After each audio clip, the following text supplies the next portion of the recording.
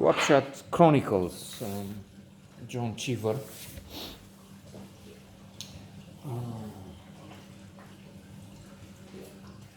John Cheever is one of my favorite authors. I love his short stories. A wonderful, wonderful writer. Incredible. There is, though, a small, minuscule caveat, but then it's a personal note, and so, in fact, this minuscule, how should I call it? Not minus, caveat. Let's stick with caveat. Refers to an inability of mine to engage for the second time with one of his works, and not, I mean, I'm maybe not ready is the word, but I'm contemplating the moment when I will engage again with his short stories. The problem with such projects is that I still have to try and read some of the best works there, or maybe 1,000 novels everyone must read list for the first time, and then go back and reread, like I'm doing now, Justine Lawrence Dorel. I had a note on that yesterday. In fact, it's published today as it would be, but never mind. I have a delay. I'm recording something today and posting them tomorrow, as it would be. But we don't have any complaints from the audience because we lack that. So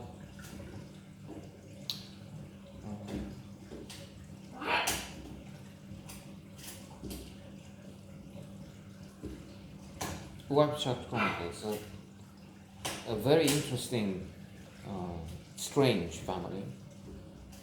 Leander, the captain of that, what should we call it? An example comes to mind from Let Them All Talk, a recent wonderful movie with Meryl Streep.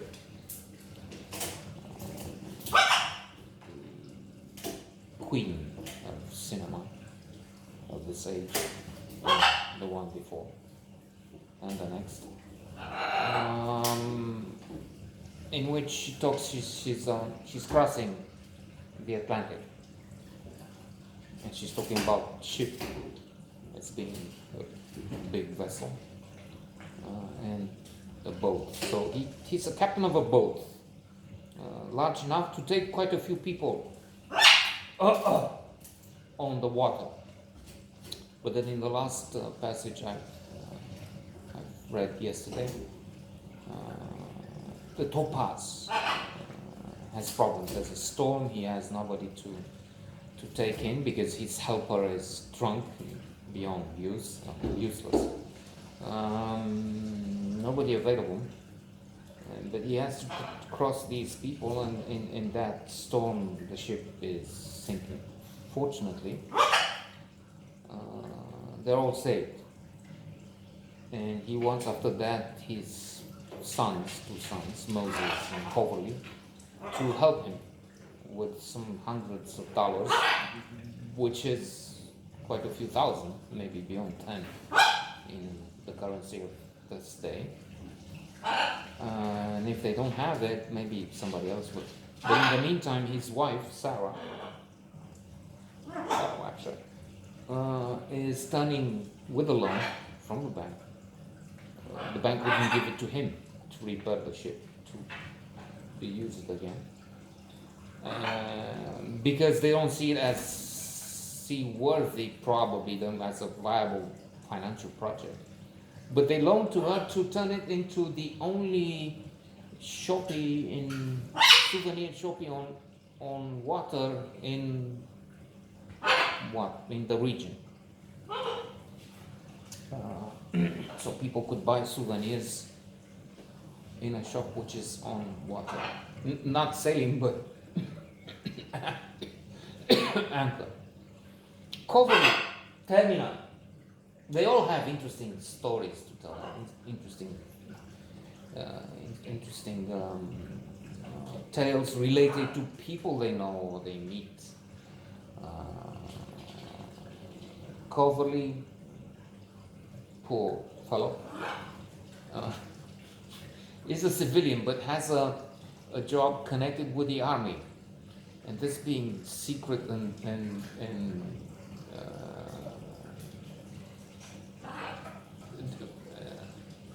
unknown, he gets married. Betsy is her name, and almost immediately after that, he travels to San Francisco, and he doesn't know. He hopes where he will go next. He hopes Oregon, and he thinks maybe Alaska. If Alaska, his wife will come with him. But unfortunately, he's sent for 9 months in the middle of the Pacific on the atoll. Now I'm inventing, I'm saying 57. John Cheever has super talent, as I said, and such a humor. He says the job, the project or something, I'm not quoting, it's words to this effect, I think, is so secret that we can't talk about it here. So the narrator, the author, cannot. And so he's trapped for 9 months there, no possibility to exit. He will get some holiday, but that would be his choice, either in